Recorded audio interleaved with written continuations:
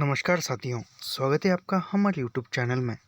हम देख रहे हैं हिंदी साहित्य का दूसरा इतिहास, जो कि बच्चन सिंह ने लिखा है। इसमें हम देख रहे थे रीतिकाल के बारे में। कल के वीडियो में हमने देखा कि रीतिकाल का नामकरण, और इसके बाद आज हम दूसरा बिंदु देख रहे हैं, वह है सामंती परिवेश। ऐसे ही लाइन टू लाइन, पंक्ति दर पंक्ति अध्ययन करने के लिए हमारे चैनल को सब्सक्राइब कीजिए, लाइक कीजिए और शेयर करना मत भूलिए। तो बढ़ते हैं आज की वीडियो की तरफ। भक्ति काल के कवियों को सिकरी से कोई काम न था, पर रीतिकालीन कवियों का सिकरी के बिना सैर न ऐको काम। भक्त कवि स्वयं जीवन उपार्जन करते थे या मठों मंदिरों आदि से संबंध होकर जीविकोपार्जन से मुक्त थे। यानी जो भक्ति काल जो कवि थे, वह जीवन उपार्जन यानी जीवन जीने के लिए जो चीज़ें थे, वह भक्ति के आधार पर ही वह जीवन का निर्वाह करते थे। लेकिन रीतिकाल के जो कवि थे, उनको आप जीवन उपार्जन भी करना था, जीवन को भी जीना था, वह भी खुद के बल पर। उनके प्रबंध और मुक्तक भगवान और लोक को समर्पित थे। यानी जो भक्तिकाल के कवियों के जो भी ग्रंथ थे, जो भी कविताएं, जो भी काव्य था, वह मुक्तक थे, वह भगवान को समर्पित थे, भगवान को अर्पित थे। वे प्राकृत जनों का गुणगान करने में सरस्वती का उपमान समझते थे। न तो उन्हें जैसी की तरह यह निरीह आकांक्षा थी, मकु यहाँ रहे जगत मह चीना, और न तुलसी की तरह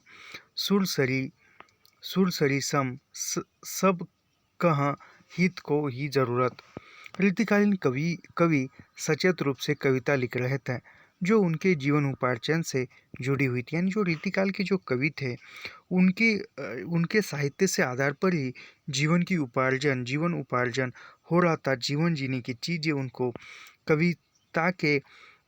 कविता से ही प्राप्त होती थी। या कहा जाए तो जो भी जीवन की चीज़ें हैं, वह खरीदने के लिए पैसा जो है वह आवश्यक होता है, और वह आवश्यक जीने के लिए आवश्यक चीज़ें खरीदने के लिए पैसा होता है, और वह पैसे जो है वह कविता से या साहित्य से जीवन जीने के लिए जो पैसा मूल्य होता है वह कमाते थे। द्रव्य उपलब्धि राजाओं, महाराजाओं, सामंतों, जागीरदारों से ही हो सकती है। यानी वह कविता से जीवन उपार्जन करना है, तो फिर कविता में राजाओं का चित्रण, महाराजाओं का चित्रण, उनकी लड़ाई का चित्रण, उनकी प्रशंसा, सामंत और जागीरदार, उनको समर्पित करना या उनका चित्रण करना, उनके राज्यों का चित्रण करना, उनकी वीरता का, उनकी श्रृंगारता का, इस प्रकार वह उन सामंत, महाराजा, राजाओं या सामंतों का, जागीरदारों का चित्रण करके वह कवि अपनी जीवन उपार्जन करने के लिए कविता लिख रहे थे। यानी कहा जाए तो एक जीने का साधन रीतिकाल के कवियों ने कविता को बनाया था। इनमें से कुछ स्वयं कविता करते थे और काव्य प्रेमी थे, और कुछ के लिए कवि दरबार की शोभा थे। यानी इन जो राजा थे, सामंत थे, जागीरदार थे, इनमें से जो थे बहुत कुछ थे खुद कविता लिखते थे, और अन्य जो काव्य प्रेमी थे वो कविता में रुचि रखते थे। ऐसे लोगों के दरबार में दरबार कवि होते थे। कवि लोग कविता के सौदागर थे। सौदागरी पूंजीवाद के युग का प्रादुर्भाव हो चुका था। देव ने सुकवि को कविता का सौदागर कहा है। देव ने सुकवि को कविता का सौदागर कहा है। यानी कविता का सौदागर सुकवि को कहा जाता है। ये सौदागर कवि ने भोगीलाल जैसे रईस से लाखनी खर्ची रची आखर खरीदे हैं। पद्माकर डंके की चोट कहते हैं। यानी पद्माकर जो डंके की चोट कहते हैं वह भोगीलाल ने देखी है। आखर लगाए लेत लाखन की सामा हो, एक दूसरा कवि खेद व्यक्त करते हुए लिखता है। नर को बखान करे तउन अरत सरे, ऐसी कविताई को बहाए दीजिए पानी में। यानी जो नर को उत्साहित न कर सके, ऐसी कविताएं किस काम की, ऐसा वह एक दूसरा उसके प्रतिरोध में या वाद विवाद में लिखते थे। जब जीवन और जगत का मूलाधार अर्थ है, तो कविता का क्यों न हो। किंतु इनकी कीमत चुकानी पड़ती है। यानी जो अर्थ, यानी यहाँ पर जब जीवन और जगत का मूलाधार अर्थ है, अर्थ यानी पैसा, तो कविता का अर्थ क्यों ना हो जाए, यानी कविता जो लिखते हैं उसका मूल्य क्यों ना मिल जाए, इसकी कीमत चुकानी पड़नी पड़ती है, यानी कविता का अर्थ लेने के लिए। राज्यसभा का सदस्य होने में गौरव था, राजकवि होने में गौरव और बढ़ जाता था। कोई राज्यसभा का सदस्य है तो उसका गौरव मान सम्मान होता था। यदि वह राज्यसभा का सदस्य भी है और कवि भी है तो उसके गौरव में सम्मान में बढ़ोतरी होती थी। ठाकुर सो कवि ठाकुर सो कवि भागत मोही जो राज्यसभा में बड़प्पन पावे। यह गौरव लाभ केवल कवियों को ही नहीं होता था, राज्यसभा को भी होता था। तो उस राज्यसभा को केवल कोई राज्यसभा का सदस्य है और वो कवि है तो उस कवि का बड़प्पन नहीं होता था, कवि का सम्मान न होता था, वह उस राज्यसभा का भी सम्मान होता था, मान होता था। भूप से भूप से भूप से लसत, कभी कभी से लसत, भूप भूप और कभी से लसत, सभा की गुरु गुरु आओ आओ है। राज दरबारों में कवि को सम्मान भी मिलता था और अपमान भी। तो राज्यसभा थी, उसमें कुछ लोग यानी दो बाजू होते थे, एक प्रतिरोधी और एक विरोधी। तो इसमें से कोई जो एक बाजू कवि का मान सम्मान करता था तो दूसरी बाजू जो है उसका अपमान करता था। समय समय पर इन दोनों भावनाओं की अभिव्यक्ति उनकी कविताओं में मिलेगी। यानी समय समय पर जहाँ कवि का मान सम्मान हुआ तो उसने मान सम्मान को भी रेखांकित किया, चित्रित किया, और जब जब अपमान हुआ तो उन्हें अपमान को भी लिखा। रीतिकाल के अंतिम दिनों में उर्दू के कवि गालिब की व्यथा देखने ही लायक थे। यानी गालिब भी एक रीतिकालीन शायर थे या कवि थे, तो वह भी राजदरबारी कवि थे। तो उन्होंने जब अपमान सहा होगा तब यह पंक्ति लिखी होगी। गालिब वजीब फाकवार हो दो शाह को दुआ, वे दिन गए कहते हैं नौकर नहीं है हम। मान अपमान को सहते हुए कविगण सामंतों सरदारों के प्रत्यर्थ कविताएं लिखते रहे, यह उनकी मजबूरी थी। यानी अपमान सहने के बाद या अवमान सहने के बाद, समस्या सहने के बाद फिर भी वह राजाओं की, सामंतों की प्रशंसा ही करनी पड़ती थी, क्योंकि यदि वह प्रशंसा नहीं करेंगे तो उनको पैसे नहीं मिलेंगे तो जीने का प्रश्न। तो इसीलिए अपमान सहने के बाद भी राजकवियों को उन राजाओं की प्रशंसा करनी ही पड़ती थी, ज़ोर ज़बरदस्ती से क्यों ना हो, ज़बरदस्ती से उनकी प्रशंसा करनी पड़ती थी। वस्तुतः इस काल का कवि अपने आश्रयदाताओं के भोगपरक जीवन को देखकर और उस प्रकार के जीवन को यश और सम्मान का कारण समझकर उसे कल्पना और व्यंग्य व दंगत्व के बल पर अपनी चरम सीमा तक घसीट ले जाने के लिए उत्साहित होता था। यानी वह यह रीतिकाल का जो कवि है वह उस कविता के आधार पर ही अपना जीवन उपार्जन करता था, अपना घर वालों का, परिवार का पेट पालता था। तो उनकी इच्छा न होते हुए उस आश्रयदाताओं की भोगपरक जीवन को चित्रित करना पड़ता था, उसका मान सम्मान उसी में है ऐसा बताना पड़ता था, इच्छा के विरुद्ध होकर ही उसको वह लिखना पड़ता था। वह उन सामंत सरदारों के भव्य भवनों और ऐश्वर्यपूर्ण दिनचर्या का मादक चित्र खींचता था। देव एक महल का वर्णन करते हैं, और जो राज कवि है उसको उस सरदार, जो भी सामंत है, सरदार है, उनके भव्य दिव्य महलों का, ऐश्वर्यपूर्ण दिनचर्या का एक मादकता के साथ वर्णन करना पड़ता था।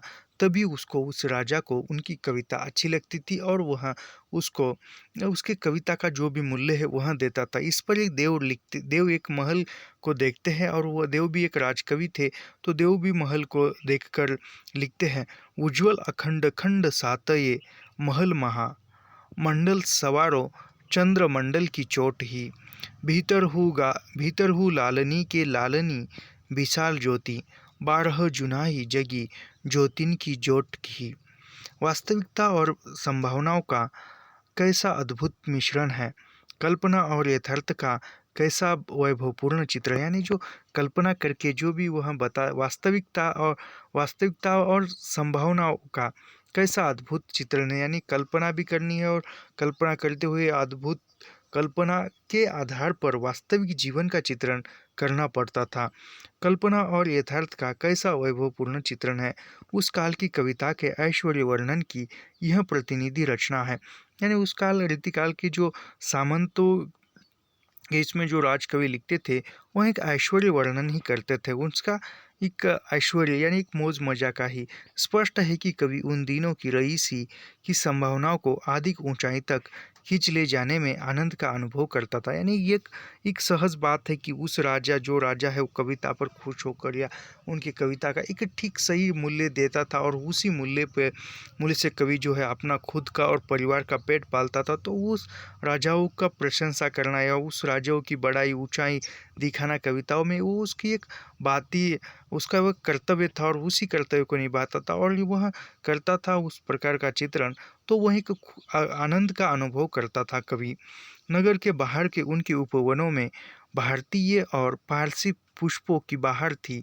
कमलों से सुशोभित और भ्रमरों से मुखरित स्वच्छ सरोवर में स्नान करती हुई सुंदरियों के अनावृत सौंदर्य को देखकर कवियों की सरस्वती फूट पड़ती थी। यानी जो नगर का महल के बाहर या नगर के बाहर जो भी बाग बगीचे हैं उपवन हैं उन उपवनों में अनेक फूल है उन फूलों का चित्रण तथा सरोवरों में या नदी तट पर जो सुंदरिया जो है स्नान करती थी उनको देखकर तुरंत उनके मन में कविताएं लिखने के विचार आते थे। अनेक कल्पनाओं में सौंदर्य चित्रण करने का तुरंत शब्द उभर कर आते थे। सरस्वती फूट आती थी यानी तुरंत वहाँ वर्णनात्मक शब्द सुंदरियों को देखकर निकल आते थे। सुगंधित द्रव्यों में चौवा, चंदन, घनसार, इत्र का सेवन उनका दैनंदिन व्यापार था। केसर का लेप उनके दैनिक जीवन का अंग था। शयन कक्ष सुगंधित द्रव्यों से अपूरित रहता था। गंधों से अधिक गंध कवि के मादक वर्णन में है। यानी जो महल में शयन कक्ष में सुगंधित द्रव्य रहते थे, इत्र रहते थे, घनसार, इत्र, चंदन, इनका सेवन लेप लगाना इससे वह शयन कक्ष जो था वह सदा 24 घंटे जो है सुगंधित रहता था। लेकिन इस सुगंध से बढ़कर कवि के मन में अधिक सुगंधता फैली रहती थी क्योंकि जिस प्रकार का मन होता है उसी प्रकार कवि जो है कविता लिखता है चित्रण करता है। तो इसीलिए वह सुगंधता जो है उस कक्ष शयन कक्ष से बढ़कर कवि के मन में रहती थी। इससे और आगे बढ़कर वह देखता है फिर उस महल के अंदर झांककर देखकर वह लिखता है। रंग बिरंगी झीनी साड़ियों और पारदर्शी बहुमूल्य दुकुलों से झांकती हुई नायिकाओं की उन्मादक शोभा तथा कीमती जवाहरातों से अभिमंडित उनका जगर मगर उद्दीपक सौंदर्य। फिर वह उन जो भी महारानियाँ हैं जो भी राजकुमारियाँ हैं वह एक बहुमूल्य श्रृंगार करके जो भी अपना अलंकार है वह प्रदान करके आती थी। तो उसका वर्णन वह कवि कहते थे। सामंत दिनचर्या का वर्णन देव ने अपने अष्टयाम में किया है। देव ने अपने देव का जो ग्रंथ है अष्टयाम इसमें सामंती दिनचर्या का वर्णन देव ने किया है। देव ने किस ग्रंथ में सामंती दिनचर्या का वर्णन किया है तो अष्टयाम में किया है। ऋतु के अनुकूल मादक द्रव्य एकत्र करने में कोई चूक नहीं होती थी। बसंत और वर्षा अपने आप उद्दीपन है। यानी जो बसंत यानी बसंत ऋतु तो प्रेम का ही ऋतु होता है। तो और वर्षा भी एक प्रेम का ही ऋतु कह सकते हैं। ग्रीष्म में बर्फ शीतल पाटी अंगूर आसव खस की टाटी और ऊंचे हों कूच है। तो शिशिर में यानी 12 मासा का वर्णन। शिशिर में गुनीजन गलीचा सेज सुराही सुबाला आदि इनके आगे ग्रीष्म और शिरीष झक मारे। यानी वह जो किसी नारी का सौंदर्य जो है उसका वर्णन करते हुए या राजा की मादकता का वर्णन करते हुए जो अन्य जो ऋतु है वह ऋतु को फीका बताया है देव ने। यह सब सामंती शान के आदर्श थे। जीवन दर्शन के इस सोपान पर कवि अपनी कल्पना के बल पर पहुंच जाता था। यानी वह अपनी कल्पना के आधार पर ही कवि उनका राजाओं का बड़प्पन या सौंदर्य बताता था। इन आदर्शों से गांव का कोई नाता नहीं था। यानी जो राजा का जो आदर्श था यह कल्पना करना, जो सौंदर्य बताना, इनका जनता के साथ या गांव के साथ कोई नाता नहीं था। इसलिए नगर संस्कृति में बिहारी ने गांव की हंसी उड़ाने में कोई कसर नहीं की है। तो फिर आगे चलकर बिहारी ने भी गांव की हंसिया की व्यंग्यात्मक कहाँ है। सारे इतिहास ग्रंथों को निचोड़ने पर भी सामंती परिवेश का इतना यथार्थ एवं जीवन चित्रण कहीं नहीं मिलेगा। अभी यहाँ से प्रेरणा स्रोत क्या है, यह हम देखते हैं। यानी उन कवियों को कविता लिखने के लिए किसने प्रेरणा की, अ, लक्षणों का अनुकरण करने के लिए, लक्षण के आधार पर कविता लिखने के लिए रीतिकाल के कवियों को किसने प्रेरणा दी, कहाँ से प्रेरणा मिली, उनका प्रेरणा स्थान क्या है, यह हम देखेंगे। पहली प्रेरणा रीतिकाल के कवियों को कहाँ से मिली? काव्य शास्त्रीय परंपरा से मिली। इस परंपरा में पहले यह देख लेना चाहिए कि किन संप्रदायों का प्रभाव रीतिकाल पर बहुत कम या न के बराबर पड़ा है। यानी काव्य शास्त्रीय परंपरा देखते हुए कौन से संप्रदायों का रीतिकाल पर प्रभाव जो है बहुत कम या कुछ पड़ा भी नहीं है, यह देखना पड़ता है। रीति वक्रोक्ति और ध्वनि का स्पर्श कुछ लोगों ने उनके नाम उल्लेख मात्र से किया है। यानी रीतिकाल में जो रीति वक्रोक्ति है या ध्वनि का स्पर्श है, कुछ ने केवल नाम मात्र उल्लेख किया है। उस परिवेश में संभवतः इसकी बारीकियों में उलझने की कोई आवश्यकता नहीं समझी गई। ऐसा करने से कविता के सौदागरों को घाटा उठाना पड़ता। नायक नायिका भेद और अलंकार निरूपण बिकाऊ थे। यानी जो अलंकार नायक नायिका भेद जो है यह बिकाऊ थे। यानी वह उस प्रकार की कविता लिखने से या रचना करने से उनको मूल्य मिलते थे। इनके लिए ग्राहकों की कमी नहीं थी। यानी जो नायक नायिका भेद इस प्रकार के ग्रंथ, अलंकार निरूपण, यह बिकाऊ थे। यह बहुत से लोग जो थे खरीदते थे, मूल्य देते थे। पूर्ववर्ती संस्कृति के आचार्यों ने इसका नक्शा पहले ही से तैयार कर रखा था। भानुदत्त की रसमंजरी रीति कवियों के नायिका भेद की मॉडल बन गई। यानी जो भानुदत्त ने रसमंजरी ग्रंथ में जो नायिका भेद बताया है, वह नायिका का वर्णन या नायिका भेद का वर्णन किस प्रकार करना चाहिए, एक ढांचा भानुदत्त ने अपना उनकी रचना रसमंजरी में एक ढांचा बनाकर रखा था उन्होंने कि इस प्रकार नायिका भेद जो है वर्णन करना चाहिए। फिर बाकी के जो कवि है उसी प्रकार नायिका भेद करते थे। क्यों करते थे? क्योंकि वह उन्हीं के आधार पर उनकी जीवन चलता था। उसी प्रकार जयदेव का चंद्रलोक और अप्पय दीक्षित का कुबलयानंद अलंकार ग्रंथों के आदर्श हो गए थे। यानी फिर उसी प्रकार आगे चलकर जो जयदेव का चंद्रलोक ग्रंथ है या अप्पय दीक्षित का कुबलयानंद अलंकार ग्रंथ है, यह एक आदर्श बन गए थे। यानी उसी के आधार पर ही अन्य कवि लिखते थे, क्योंकि वह उसी के आधार पर लिखेंगे, उसी के जैसा ग्रंथ लिखेंगे तो उनको एक जीवन उपार्जन करने के लिए अर्थ मिलता था, वित्त मिलता था, और उनसे वह उनके परिवार का कवि जो है उनके परिवार का पेट पालते थे।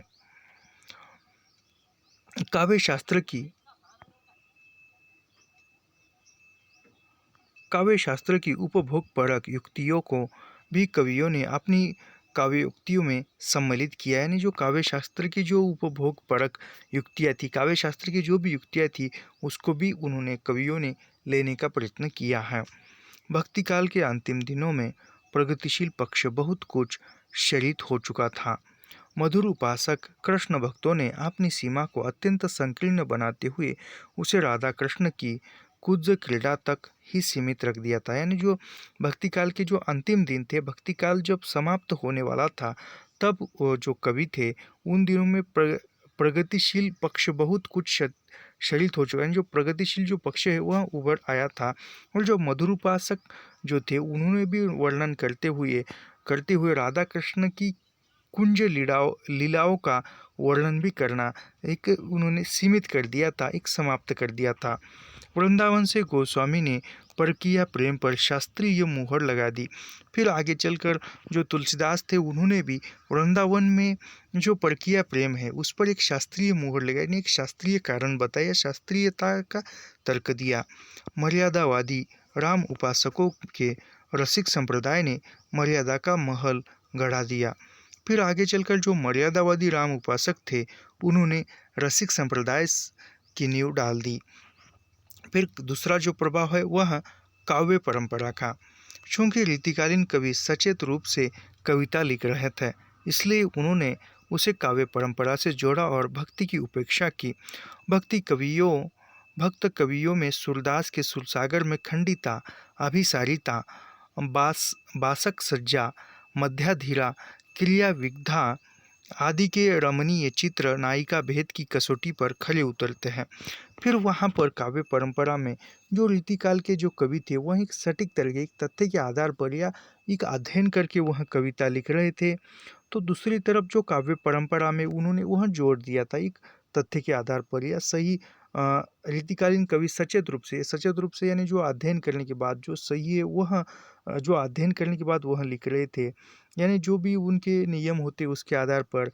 फिर भक्त कवियों में सूरदास ने खंडिता, अभिसारिता, बासक सज्जा, मध्याधीरा, क्रिया विग्धा इनका जो चित्रण किया था। फिर नायिका भेद भी सूरदास ने बताया था। फिर इसके आधार पर ही भक्त रीतिकाल के कवि भी लिखने लगे थे। हो सकता है कि इसका प्रत्यक्ष या अप्रत्यक्ष प्रभाव रीतिकालीन नायिका भेद पर पड़ा हो। तुलसी के भैरव्य रामायण में अनेक छंद अलंकारों को दृष्ट में रख कर लिखे गए, यानी जो तुलसीदास का भैरव्य रामायण है उसने भी उस भैरव्य रामायण में तुलसीदास ने अनेक जो छंद है वह अलंकार के आधार पर लिखे या उसमें अलंकार का प्रयोग हुआ है। रहीम के भैरव्य नायिका भेद से सभी परिचित है। फिर रहीम ने भी भैरव्य नायिका भेद लिखा, उसने भी उस भैरव्य नायिका भेद में भी रहीम का उसमें भी अलंकार था। नंददास ने रसमंजरी में नायिका भेद का छंदोबद्ध निरूपण भानुदत्त की रसमंजरी के आधार पर किया। नंददास ने रसमंजरी में नायिका भेद का जो रसमंजरी में नायिका भेद है वही भानुदत्त की रसमंजरी के आधार पर नंददास ने रसमंजरी में जार भाव से कृष्ण उपासना की कथा वर्णित है। यानी जो भानुदत्त का जो नायिका भेद था उसी के आधार पर नंददास ने भी रसमंजरी लिखी है। नंददास के समसामयिक कुछ अन्य कवियों ने भी श्रृंगार ग्रंथ लिखे। फिर आगे चलकर जो नंददास के समय में जो भी अन्य कवि थे उन्होंने भी श्रृंगार ग्रंथ लिखे। यानी नंददास के समसामयिक कवि मोहनलाल मिश्र का श्रृंगार सागर, कर्णेश कवि के कर्णाभरण, श्रुति भूषण और भूभूषण इसी समय लिखते गए। ये रीति साहित्य की सामान्य कृतियाँ हैं। केशवदास पहले आचार्य है जिन्होंने शास्त्रीय पद्धति पर काव्य रीति के विभिन्न अंगों की समयक विवेचना की है। यानी केशवदास रीतिकाल के जो पहले कवि है केशवदास पहले आचार्य है जिन्होंने शास्त्रीय पद्धति पर या काव्य रीति के आधार पर काव्य लिखने का प्रयास किया है। यह पहले आचार्य कवि है जो केशवदास है। कवि प्रिया में क्रमशः अलंकारों और नायिका भेद के लक्षण उदाहरण हैं। यानी उनके कवि प्रिया में अलंकार और नायिका भेद के लक्षण उदाहरण बताए गए हैं। रीति परंपरा का अस्तित्व प्रवाह चिंतामणि से चला, वह भी केशव की पद्धति से भिन्न दूसरी प्रणाली पर। जो रीति परंपरा है वह रीति परंपरा अस्त्र प्रवाह चिंतामणि से चला, लेकिन चिंतामणि का रीति जो काव्य शास्त्रीय पद्धति थी और केशव की थी, इसमें भिन्नता थी, अलग अलग थी चिंतामणि की और केशव की। रीति की परंपरा, फिर आगे चलकर रीति की परंपरा, इसका भी प्रभाव जो है प्रेरणा स्रोत दिखने को मिलता है। शुक्ल जी इतिहास में परंपरा परिवर्तन विकास की चर्चा करते हैं, न कि प्रवर्तन या प्रवर्तक की। यानी शुक्ल जी जो है इतिहास में परंपरा परिवर्तन विकास की चर्चा करते हैं, प्रवर्तन की नहीं, और प्रवर्तक की भी वह नहीं करते। पर शुक्ल जी के परवर्ती विद्वानों ने रीति काव्य के प्रवर्तक के नाम पर बहस छेड़ दी। फिर आगे चलकर जो विद्वान थे उन्होंने रीति काल के प्रवर्तक कौन है इस पर उन्होंने बात चलाई। शुक्ल जी ने लिखा, इसमें संदेह नहीं कि काव्य रीति का सम्यक समावेशक पहले पहल आचार्य केशव ने किया। यानी वह शुक्ल जी कहते हैं कि सबसे पहले जो काव्य रीति का जो प्रवर्तक है वह केशव ने किया, आचार्य केशव ने किया है। आगे चलकर वे पुनः लिखते, फिर शुक्ल जी लिखते हैं, पर हिंदी में रीति ग्रंथों की अविरल और अखंडित परंपरा का प्रवाह प्रवाह केशव की कवि प्रिया के प्राय 50 वर्ष पीछे चला, और वह भी एक भिन्न आदर्श को लेकर, केशव के आदर्श को लेकर नहीं।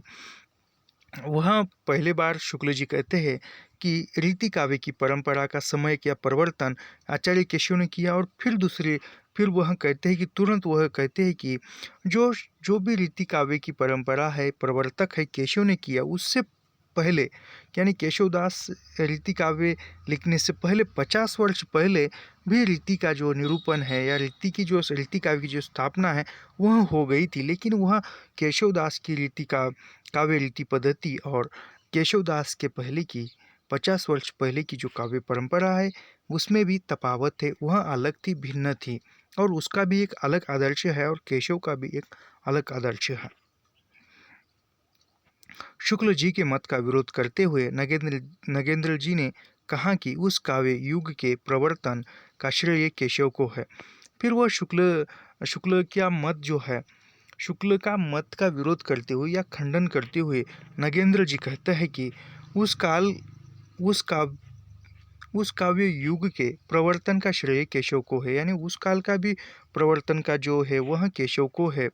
चिंतामणि को यह गौरव देना अन्याय है, क्योंकि यह केवल संयोग था कि उनके उपरांत रीति काव्य की धारा अविच्छिन्न रूप से प्रवाहित हो चली। यानी चिंतामणि को काव्य का निरूपण बताना या रीति काव्य का प्रवर्तन बताना, उन पर एक प्रवाह चला, ऐसा वह नगेंद्र मानते हैं। प्रयाग स्कूल के विद्वानों ने भी नगेंद्र जी का समर्थन किया। जो प्रयाग में जो स्कूल है, प्रयाग स्कूल के विद्वानों ने भी नगेंद्र की बात को समर्थन किया है। जगदीश गुप्त का सीधा आरोप है कि शुक्ल जी ने केशव को रीतिकाल का प्रवर्तन मानने से इनकार कर दिया। फिर जो जगदीश गुप्त है वह कहते हैं कि शुक्ल जी ने रीतिकाल के प्रवर्तक में केशवदास को नहीं माना है, यह एक आरोप किया है। एक कहावत है, रुई न सूत जोलहन से मटकव उअल। यदि शुक्ल जी को ठीक ठिकाने से पढ़ लिया गया होता तो हवा में मुक्का मारने की जरूरत न पड़ती। यानी शुक्ल जी को ठीक तरह से समझा न होता तो ये जो मन में आया वह बोल नहीं पाते थे। शुक्ल जी शब्दों का प्रयोग बहुत सोच समझकर करते हैं। साहित्य के इतिहास में विकास देखा जाता है, प्रवर्तक धर्म दर्शन आदि के क्षेत्र में होते हैं। यानी बच्चन जी कहते हैं कि शुक्ल जी शब्दों को जो है सोच समझकर इस्तेमाल करते थे या सोच समझकर वह लिखते थे। साहित्य के इतिहास में विकास देखा जाता है, प्रवर्तक धर्म इनको नहीं देखा जा सकता, आदि के क्षेत्र में होते हैं। यानी जो विकास प्रवर्तक धर्म दर्शन आदि के क्षेत्र में ही होते हैं, और साहित्य जो है विकास को ही देखता है। शुक्ल जी की इतिहास दृष्टि अखंडित परंपरा का प्रवाह पर टिकी है। यानी शुक्ल जी की जो इतिहास दृष्टि है वह अखंडित है, यानी वह खंडित नहीं होती, बढ़ती ही रहती है, प्रवाहित है, प्रवर्तक या प्रवर्तन पर नहीं। यानी शुक्ल जी की इतिहास दृष्टि किस प्रकार है, अखंडित है, वह प्रवर्तक या प्रवर्तन पर नहीं है। चिंतामणि से चलने वाली परंपरा केशव की परंपरा से भिन्न थी। यानी जो चिंतामणि से जो रीति काव्य की परंपरा चली आई थी वह केशव की परंपरा से भिन्न थी, अलग थी। इसका उल्लेख किया जा चुका है। अंत रीति काव्य परंपरा का आरंभ चिंतामणि से मानना ही तर्क संगत और इतिहास सम्मत है। यानी बच्चन सिंह कहते हैं कि रीति काव्य की जो परंपरा है या आरंभ है चिंतामणि ने किया है, और वह चिंतामणि से ही बच्चन सिंह मानते हैं, क्योंकि यह एक तर्क संगत और इतिहास से सम्मत यानी इतिहास में लागू होने वाली बात है। फिर आगे जो रीति के कवियों को प्रेरणा स्रोत है वह है वर्ण विषय और भाषा। इस काल के कवियों के मुख्य वर्ण विषय है नायिका भेद।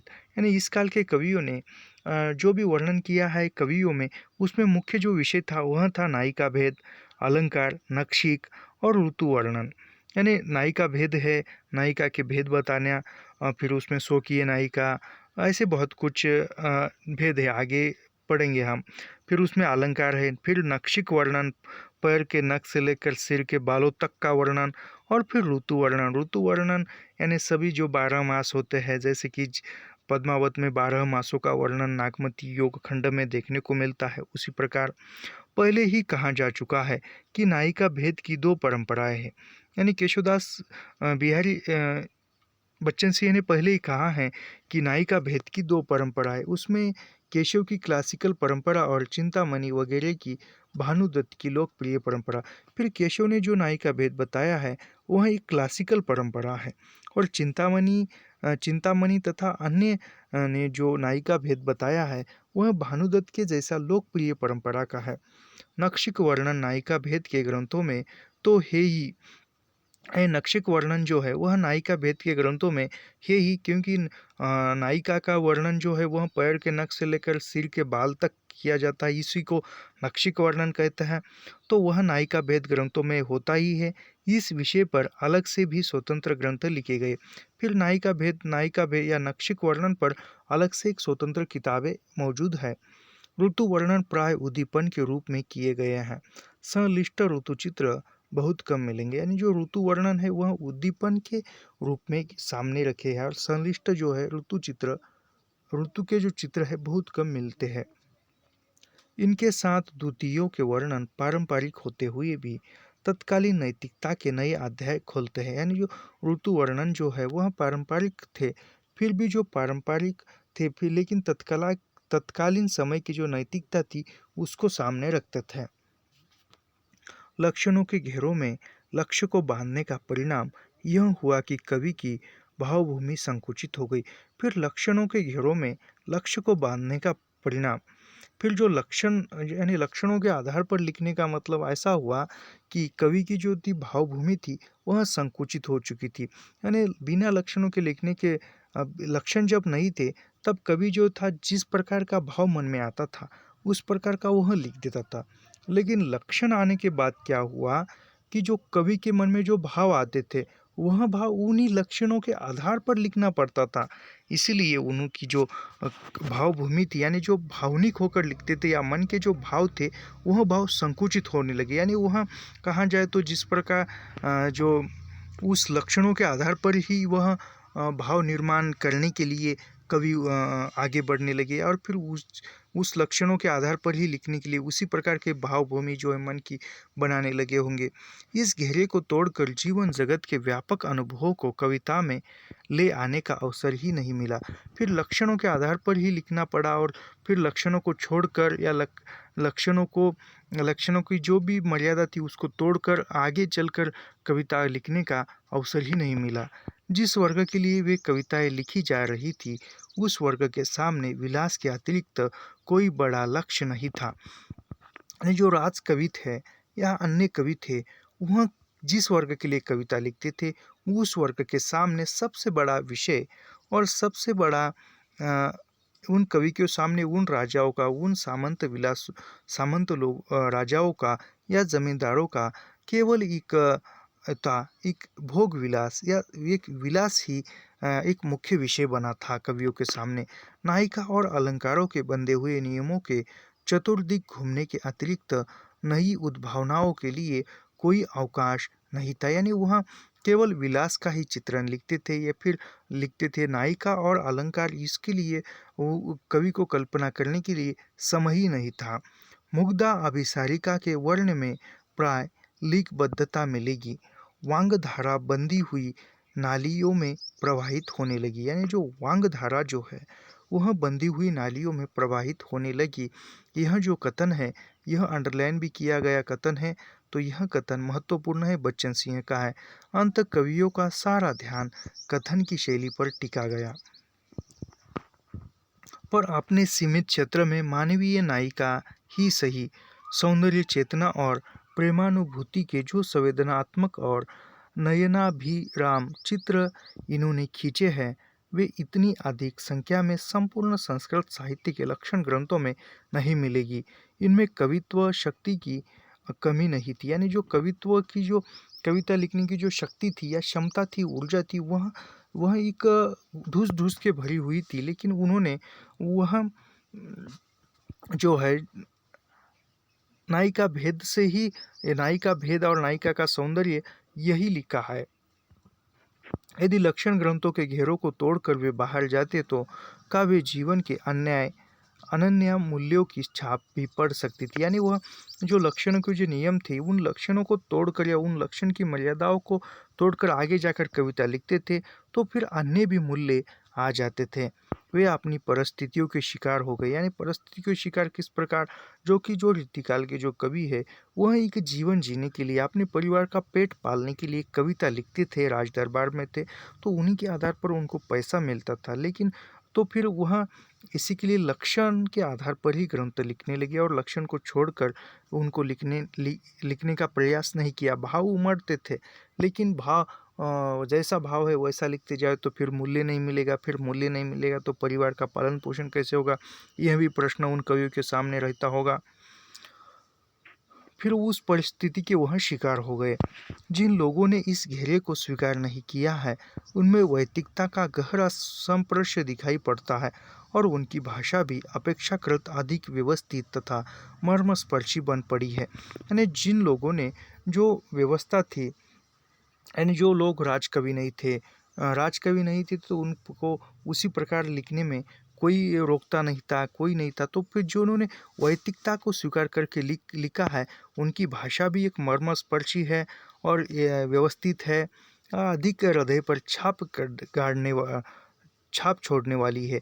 उसमें ठाकुर की भाषा बोलचाल के निकट, यानी जो ठाकुर जो हुए हैं, ठाकुर की भाषा बोलचाल के निकट, यानी जनमानस के निकट भाषा है। जैसा पहले कहा जा चुका है कि सीमित विषय वस्तु के कारण कवियों की दृष्टि शिल्प विधान की ओर गई। यानी जो सीमित विषय वस्तु थे, केवल भोग विलास या विलास, नायिका भेद, नायिका वर्णन, नायिका के सौंदर्य का वर्णन, ऐसे एक सीमित विषय थे। यानी इसी विषय के आधार पर ही लिखना था। इसीलिए जो कवियों की जो दृष्टि थी इसी विषय में लगी रही, इसके बाहर वह चाह कर भी न जा सके। उन्होंने भाषा को मांझा, उसे संगीत की माधुरी, चित्र की रंगीनी और काव्यात्मक बिंब से अलंकृत किया। सवैया और कवित्व छंदों की लयात्मकता को धार धार बनाया। भक्त काल के कवियों ने देश भाषा का प्रयोग भक्ति के प्रचार प्रसार के लिए किया। यानी जो भक्ति काल के कवियों ने जो देश भाषा का प्रयोग जो है भक्ति के प्रचार प्रसार में किया। कविता करना उनका लक्ष्य नहीं था। यानी वह जो भक्त कवि थे, भक्त कवि का लक्ष्य कविता करना नहीं था, भक्ति का प्रसार प्रचार करना था। किंतु रीतिकालीन कवि तो सचेत रूप से कविता लिख रहे थे। यानी जो रीतिकाल के कवि थे वह तो जानबूझकर कविता लिखते थे। भक्ति काल के कवि ने तो उन्होंने कविता न लिखकर केवल भगवान का या भक्ति का प्रसार प्रचार करने के लिए लिखा है। लेकिन जो रीतिकाल के जो कवि है सचेत रूप से, यानी जानबूझकर वह कविता लिख रहे थे। उन्होंने अपने को धर्म से लगभग मुक्त कर लिया था। शुक्ल जी की यह शिकायत ठीक है कि इस समय तक काव्य भाषा का रूप स्थिर हो जाना चाहिए था, जो नहीं हो पाया। यानी वहाँ कहते हैं भक्ति काल में शुक्ल जी शिकायत करते कि भक्ति काल में जो है काव्य भाषा का जो रूप है वह स्थिर नहीं हो पाया था या नहीं हो पाया था, होना चाहिए था। पर रीतिकाल में हिंदी काव्य का भौगोलिक क्षेत्र पहले से व्यापक हो गया। फिर रीतिकाल प्रारंभ हुआ, तब जो है हिंदी काव्य का जो भौगोलिक क्षेत्र था, वह पृष्ठभाग था, वह व्यापक हो गया, उसका विस्तार हो गया। भक्ति काल में ब्रजी और अवधी दोनों में कविताएं लिखी जा रही थी। यानी भक्ति काल में केवल ब्रजी अवधी इन्हीं क्षेत्रों में या इन्हीं भाषाओं में कविता लिखी जा रही थी। किंतु रीतिकाल में अवधि में कुछ भी महत्वपूर्ण नहीं लिखा गया। ब्रज भाषा सामान्य काव्य भाषा बन चुकी थी। यानी रीतिकाल में जो है ब्रज भाषा जो है वह सामान्य काव्य भाषा बन चुकी थी। यानी सभी प्रकार के जो काव्य है रीतिकाल में ब्रज भाषा में ही लिखे जाने लगे। इस भाषा में लिखने वालों में से अधिकांश कवि ब्रज भूमि के बाहर के निवासी थे। रीतिकाल में जो ब्रज भाषा में जो लिखने वाले सबसे अधिक जो कवि थे वह ब्रज भूमि के बाहर, यानी जो ब्रज प्रदेश में नहीं थे, फिर भी वह ब्रज में कविता लिख रहे थे। इनकी जो संख्या थी ज़्यादा थी। अंततः उनकी भाषा में स्थानीय बोलियों का भी समावेश हो गया। फिर वह अन्य प्रदेश के थे, फिर भी वह ब्रज में कविता लिख रहे थे। तो इस कारण ऐसा हुआ कि उनकी जो मातृभाषा थी उनके शब्द आने लगे। इससे ब्रज भाषा और भी समृद्ध हुई। फिर अनेक बोलियों के शब्द मिले और फिर ब्रज भाषा जो है काव्य के क्षेत्र में समृद्ध बन गई। दास ने लिखा है, अभी दास लिखते हैं, ब्रज भाषा हेत ब्रजबास ही न अनुमानो, ऐसे ऐसे कबीन की बानी हूँ सो जानियो। यानी ब्रज भाषा जो है किन किन कवियों की बानी हुई है। इस काल की कविता में शब्दों में नहीं अर्थवत्ता भरी गई। यानी शब्दों के अर्थों पर जोर नहीं दिया गया। राधा कृष्ण को देवत्व से मुक्त करके सामान्य नायक मान लिया गया। फिर रीतिकाल में जो राधा कृष्ण को भगवान या देव रूप में माना जाता था, लेकिन रीतिकाल में नायक नायिका के रूप में एक सामान्य नायक नायिका के रूप में रखा गया। लल्ला से सुर तुलसी ने जो वात्सल्य भाव भरा था उसके स्थान पर, यानी लल्ला, कृष्ण को ही लल्ला कहा जाता है। तो तुलसीदास ने जो लल्ला यानी कृष्ण के बाल लीलाओं का वर्णन किया था, फिर उसके स्थान पर प्रिय का श्रृंगार भर गया रीतिकाल में। लल्ला का प्रयोग भक्ति काल में हुआ है, किंतु इस काल में लल्ला के लीलाट पर महावर दिखाई पड़ने लगी। वीर सखी हो गया, रणात्मक ध्वनियों की बाहर आ गई। फिर रीतिकाल में जो है जो सखी वीर सखी हो गई, यानी फिर उन्होंने रीतिकाल में वीर श्रृंगार आ गया। बाल लीलाओं को त्याग कर उनकी वीरता का चित्रण किया गया। नाद योजना से मादकता को बढ़ावा मिला। मुगल शैली के मिनिएचर चित्रों की भांति रीतिकालीन काव्य विशेषता श्रृंगार काव्यों की बिंब चेतना अनेक मुद्राओं में अभिव्यक्त हुई है। मुद्राओं का इतना वैविध्य भक्तिकालीन काव्य में नहीं मिलेगा। यानी जितनी मुद्राएं जो है रीतिकाल में मिलती है दिखती है, उतनी मुद्राएं भक्तिकालीन काव्य में नहीं है। मुद्राओं में एक खास तरह की क्रियात्मकता होती है। अप्रस्तुतों के माध्यम से बिंब प्रस्तुत करने के अलावा छोटे छोटे विश्लेषणों से भी व्यापार मूलक बिंबों का सृजन किया गया है। यानी जो मुद्रा के आधार पर या मुद्राओं की एक खास विशेषता है, उसमें क्रियात्मकता, यानी उस मुद्राओं के आधार पर उस क्रियात्मकता का देखा जा सकता है, अनुमान लगाया जा सकता है। अप्रस्तुतों के माध्यम से प्रस्तुत का बिंब करने का काम जो है वह मुद्रा में दिखता है। फिर उदाहरण देते हैं, रस भीने बड़े द्रग थोड़ी बैस, टकटकी लगन चुनरी लाल खरी आदि देखे जा सकते हैं। बिहारी के लघु लघु चित्रों में नाट्य व्यापारों की भरमार है। यानी बिहारी ने भी जो छोटे छोटे चलचित्र बनाए हैं उसमें नाट्य व्यापारों की भरमार है, नाट्य व्यापार दिखते हैं। कई संकेतों में प्रगल्भता उकेर उठी है तो कहीं अस्त व्यस्तता। वर्ण और गंध चित्रों की संख्या भी कम नहीं है। यानी गंध और वर्ण चित्र भी बहुत कुछ है। लक्षणामूलक भाषा का प्रयोग भी होने लगा है। फिर लक्षणामूलक यानी जो लक्षणामूलक भाषा यानी लक्षणा का प्रयोग करने पर भाषा में जो है लक्षणा का प्रयोग होने लगा। असंगति और विरोध की भक्तिकालीन काव्य में कमी है तो रीतिकालीन काव्य में अधिकता। यानी जो भाषा मूलक जो है लक्षणामूलक भाषा का प्रयोग जो है वह भक्ति काल में कम दिखता है, लेकिन रीतिकाल में अधिक है। भाषिक संरचना का यहाँ तक संबंध है। रीतिकालीन कवियों से बहुत कुछ सीखा जा सकता है। रीतिकालीन कवियों से बहुत कुछ सीखा जाता है। क्या क्या सीखा जा सकता है? इसमें काव्य लक्षण सीखे जाते हैं, काव्य पद्धति सीखी जा सकती है, अलंकार निरूपण, बहुत कुछ ऐसे कि काव्य रचना के नियम जो है वह रीतिकाल के कवियों से सीखे जाते हैं। रीतिकाल के हिंदी कवियों की भाषा से उर्दू कवियों की भाषा का तुलनात्मक अध्ययन अत्यंत रोचक है। यानी रीतिकाल के हिंदी कवियों की भाषा और उर्दू कवियों की भाषा का तुलनात्मक अध्ययन यह जो है एक रोचक विषय है, हो सकता है, ऐसा बच्चन सिंह कहते हैं। उर्दू के दो श्रेष्ठ कवि मीर और गालिब रीतिकालीन हैं। यानी उर्दू के जो दो श्रेष्ठ कवि है प्रसिद्ध मीर और गालिब, यह जो है यह रीतिकाल के भी कवि है, पर इनकी भाषा खड़ी बोली है। मीर और गालिब यह उर्दू के कवि है, लेकिन उनकी जो भाषा है वह खड़ी बोली है। उर्दू की कविताओं में बिंब योजना का अभाव है, यानी जिस प्रकार हिंदी कवियों में बिंब योजना होती है, लेकिन उर्दू के इसमें बिंब योजनाओं का अभाव मिलता है देखने को नहीं। शेरों की बंदिश मुहावरों और विसंगतियों पर निर्भर करती है, यानी जो शेर होते हैं लिखने वाले, उस शेर में मुहावरों और विसंगतियों पर भी निर्भर होती है, यानी कि विरोधाभास होता है। पहले पद में समझो एक सही कहा गया है, तो उसके विरुद्ध कहना एक शेर उसमें होता है। जीवन के अस्तित्वमूलक फलसफे और कश्मकश भी इसमें अधिक मिलती है। इससे उसका आकर्षण बढ़ जाता है।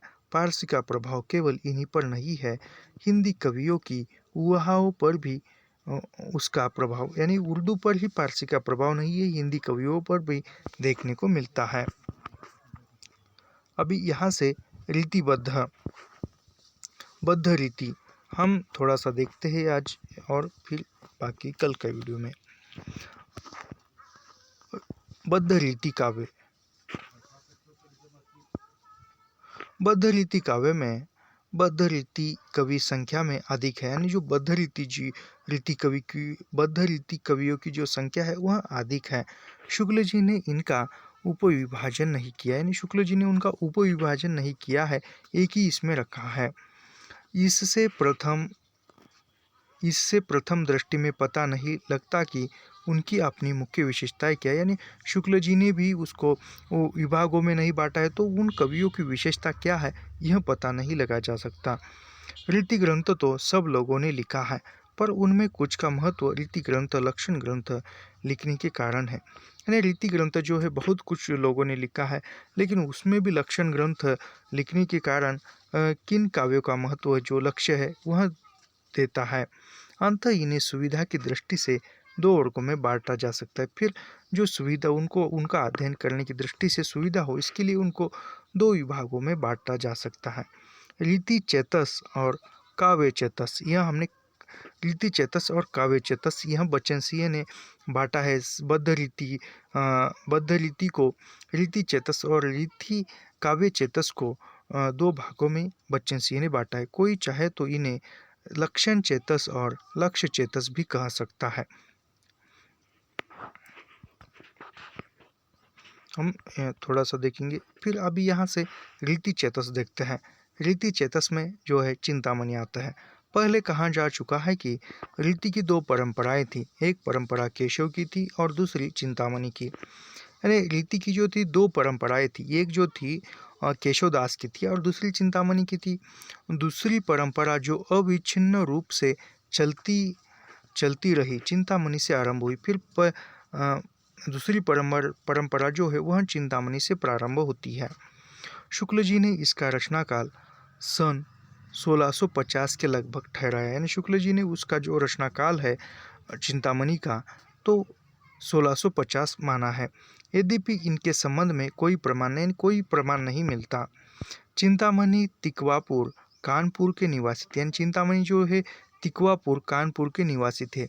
परंपरा से प्रसिद्ध है कि भूषण मतीराम और जटाशंकर इनके भाई थे, यानी चिंतामणि के भाई कौन थे, तो चिंतामणि के भाई जो थे वह भूषण थे, मतीराम जटाशंकर यह चिंतामणि के भाई थे। इन्हें नागपुर के भोसला राजा मकरंद शाह का आश्रित बताया जाए, यानी चिंतामणि जो है चिंतामणि नागपुर के भोसला राजा का मकरंद का राजाश्रित था, या राजकवि था। इन्होंने अपना पिंगल ग्रंथ उन्हीं के आदेश से बनवाया। नहीं, जो चिंतामणि ने जो पिंगल ग्रंथ लिखा है वह नागपुर के भोसला राजा मकरंद के आदेश के अनुसार बनाया था। किशोर